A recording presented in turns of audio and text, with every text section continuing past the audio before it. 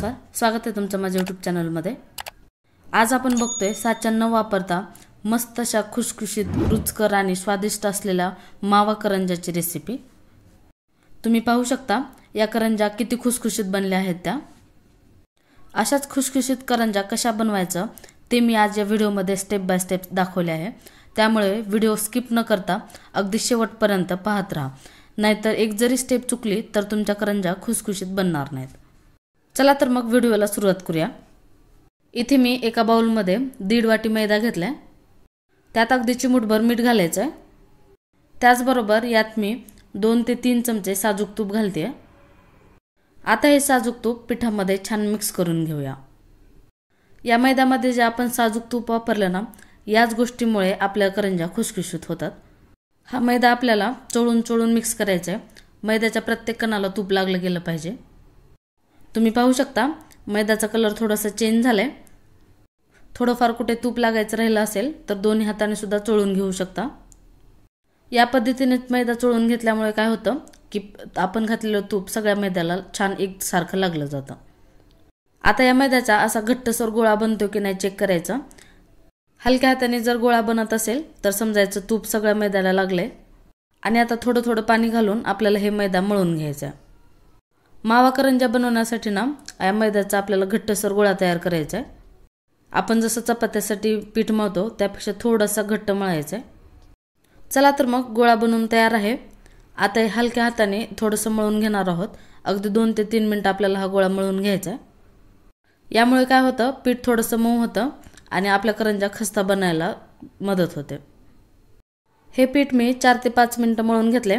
आता याला आपण 20 ते 25 मिनिटं रेस्ट करायला बाजूला ठेवूया।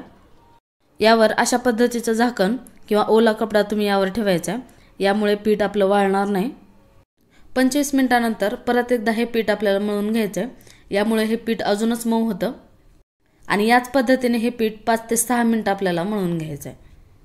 चला तर मग 5 ते 6 मिनिटं हे पीठ मळून झाले। आता यावर पुन्हा एकदा झाकण ठेवून आपण हे बाजूला ठेवूया आणि लगेचच या मावा करंजासाठी लागणारी स्टफिंग तयार करूया। त्यासाठी सर्वात आधी मी इथे एक पॅन गरम करायला ठेवलाय आणि त्यामध्ये आपण 1/2 किलो खवा आपण भाजून घेणार आहोत। हा खवा मी अर्धा लिटर म्हशीच्या दुधापासून घरी बनवलाय। हा खवा असा फोडून फोडून भाजून घ्यायचा। याच्यामुळे काय होतं याच्यामध्ये जे गाठी असतात त्या मोकळ्या व्हायला मदत होते। आणि काय झाले हा खवा घरी बनवला असल्यामुळे याचं जे नॅचरल तूप असतं ते सुटते, म्हणजे आपल्याला यामध्ये एक्स्ट्रा तूप घालायची गरज लागणार नाही। तुम्ही पाहू शकता खव्याचा हलकासा कलर चेंज झालाय आणि या खव्याचं सुटलेलं तेल सुद्धा तुम्ही पाहू शकता। आता हा खवा आपण बाजूला ठेवूया। आता या खव्यामध्ये राहिलेलं जे तूप आहे त्यामध्ये आपण रवा भाजून घेणार आहोत। या ठिकाणी मी 3 ते 4 चमचे बारीक रवा घेतलाय, तो या तुपामध्ये भाजून घ्यायचा आहे। आणि जर तुम्ही विकत आणलेला खवा वापरत असाल तर त्यामध्ये एवढं तूप सुटणार नाही, त्यामुळे 2 चमचे तेल यामध्ये घालायचं आहे आणि त्या तुपामध्ये हा रवा भाजून घ्यायचा आहे। आणि हा रवा अगदी लालसर करायचा नाही आहे, अगदी हलकासा कलर चेंज करायचा आहे। तुम्ही व्हिडिओमध्ये पाहू शकता रव्याचा कलर हलकासा चेंज झालाय। हा रवा भाजायला जास्त वेळ लागत नाही, अगदी 2 ते 3 मिनिटं ही खूप झाले। चला तर मग रवा छान भाजला गेलाय। आता हे आपण एका प्लेटमध्ये काढून घेऊया। आता याच पॅनमध्ये मी काही ड्रायफ्रुट्स भाजून घेणार आहे। त्यासाठी इथे मी पिस्ता घेतलेत, ते बारीक कट करून घेतलेत। त्यानंतर थोडेसे काजू, तेही कट करून घेतलेत। त्यानंतर बदाम, तेही कट करून घ्यायचे। त्यानंतर 2 चमचे चारोळ्या। आता हे सर्व साहित्य आपण तुपामध्ये भाजून घेणार आहोत। इथे मी 1 चमचा साजूक तूप घालते आणि या तुपामध्ये आता हे ड्रायफ्रुट्स हलकासा कलर चेंज होईपर्यंत भाजून घ्यायचे। या ड्रायफ्रुट सोबत तुम्ही यामध्ये खसखस सुद्धा घालू शकता। खसखसमुळे सुद्धा या मावाच्या करंजाला खूप छान टेस्ट येते। चला तर मग हे ड्रायफ्रुट्स आता छान भाजले गेलेत। आता हे आपण एका प्लेटमध्ये काढून घेऊया। आता आपण जो रवा भाजून घेतला होता तो पूर्ण छान थंड करून घ्यायचा आहे। त्यानंतर त्यामध्ये काही गाठी बनल्या असतील तर त्या फोडून सुद्धा घ्यायच्यात। हा आपण भाजून घेतलेला खवा आहे त्याच्या सुद्धा गुठळ्या फोडून घ्यायच्यात आणि या थंड झालेल्या रव्यामध्ये मिक्स करायचं आहे। आणि लक्षात ठेवा सगळं साहित्य थंड झालेलं पाहिजे। अजिबात थोडंसं गरम किंवा कोमट आहे असं अजिबात चालणार नाही आहे. हे आपण जे सर्व साहित्य घेतलं ते पूर्णपणे थंडच असायला पाहिजेत. आता खवा घालून झाले. आता आपण भाजून घेतलेले ड्रायफ्रूट सुद्धा थंड झालेत, ते यामध्ये घालायचं. त्यानंतर इथे मी अर्धी वाटी सुकं खोबरं खिसून घेतलंय. हवं तर तुम्ही मिक्सरमध्ये सुद्धा बारीक वाटून घेऊ शकता. आणि सगळ्यात शेवटी पिठी साखर. एवढ्याच साहित्यासाठी मी अर्धी वाटी पिठी साखर घालते. आता हे सर्व साहित्य आपण मिक्स करून घेऊया.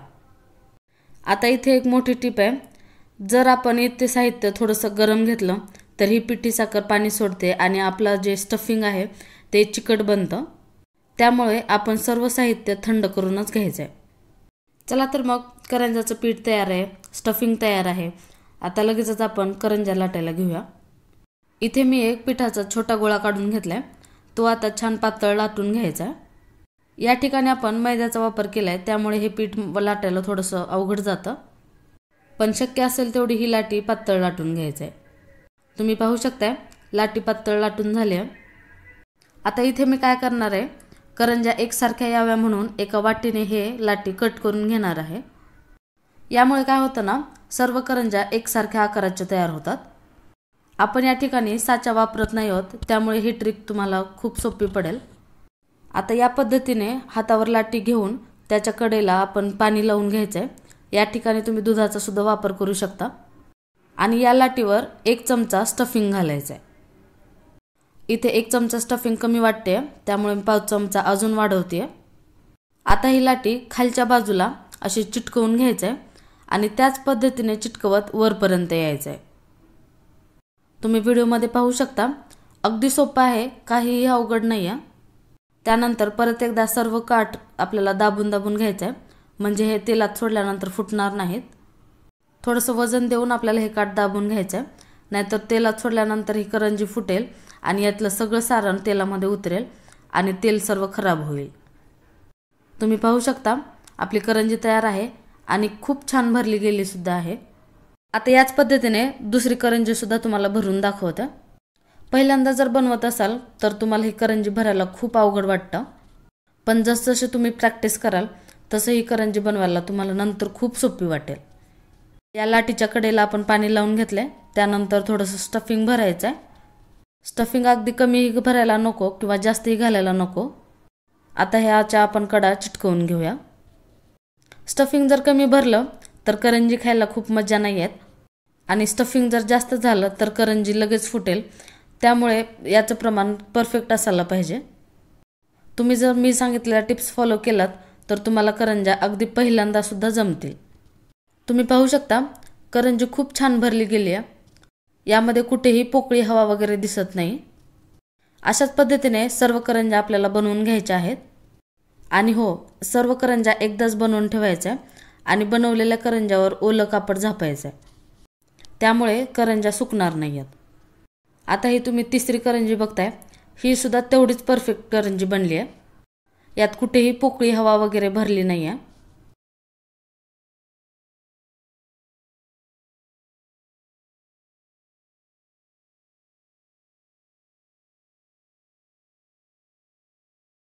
चला तर मग सर्व करंजा बनवून तयार आहेत. आता याला आपण तळायला घेऊया. इथे मी काही वेळापूर्वी तेल गरम करायला ठेवलं होतं. यामध्ये मी एक पिठाचा छोटा तुकडा तेलामध्ये सोडलाय.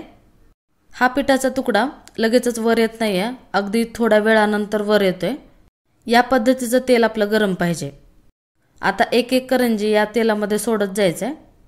तुम्ही पाहू शकता करंजी टाकल्याबरोबर वर येत नाहीये, अगदी थोड्या वेळानंतर ती वर येते. एवढ्याच कमी गरम तेलात आपल्याला या करंजा तळून घ्यायच्या आहेत. आणि एका बॅचमध्ये ना जास्तीत जास्त करंजा तळण्याचा प्रयत्न करा. कारण काय होतं ना, तेल कमी गरम असल्यामुळे आपल्याला करंजा तळायला खूप वेळ लागतो आणि तुम्ही जर कमी कमी करंजा तळत बसलात तर अजूनच जास्त वेळ लागेल. त्यामुळे शक्य तेवढा जास्त करंजा तळण्याचा तुम्ही प्रयत्न करा. आता या करंजा आपण दोन्ही साईडने छान खरपूस कलर येईपर्यंत तळून घ्यायचे आहेत. आणि या ठिकाणी जर तुम्हाला असं वाटत असेल की कुठली करंजी फुटती आहे तर ती लगेचच तुम्ही बाहेर काढा, नाहीतर त्या फुटलेल्या एका करंजीमुळे तुमचं तेल सर्व खराब होईल. तुम्ही पाहू शकता करंजांना छान कलर आलाय। आता हे आपण बाजूला काढून घेऊया। महाराष्ट्रात याला मावा करंजी म्हटलं जातं, पण याला गुजिया सुद्धा म्हणतात। स्पेशली या गुजिया होळीला बनवतात, पण या मावा करंजा आपण दिवाळीमध्ये बनवू शकतो किंवा एरवी सुद्धा तुम्हाला खायचे असतील तर बनवू शकता। खूप टेस्टी बनतात। तर या पद्धतीने गुजिया तुम्ही नक्की ट्राय करून बघा। आणि माझा हा आजचा व्हिडिओ तुम्हाला कसा वाटला हे कमेंटमधून सांगा। आणि व्हिडिओ आवडल्यास व्हिडिओला लाईक करा, सबस्क्राईब करा। चला तर मग तेलातून सर्व करंजा काढून घेतल्या आहेत। आता त्या पूर्ण थंड व्हायला ठेवायच्यात। तुम्ही पाहू शकता ह्या गुजिया किती छान बनल्या आहेत, दिसायला पण परफेक्ट बनल्या आहेत आणि याला कलर सुद्धा खूप छान आलाय। आता तुम्हाला ही एक करंजी फोडून दाखवते, तुम्हाला कळेल ही किती क्रिस्पी बनली आहे ते। तुम्ही पाहू शकता। आणि तरीही ह्या करंजा अजून थोड्याशा गरम आहेत, पूर्ण थंड झाल्या नाही आहेत। गरम आहेत तरी सुद्धा या किती क्रिस्पी बनल्यात, थंड झाल्यानंतर अजूनच क्रिस्पी बनतील। याच पद्धतीने दुसरी सुद्धा करंजी तुम्हाला फोडून दाखवते। तुम्ही पाहू शकता याची स्टफिंग सुद्धा ऑइली झालेली नाही आहे।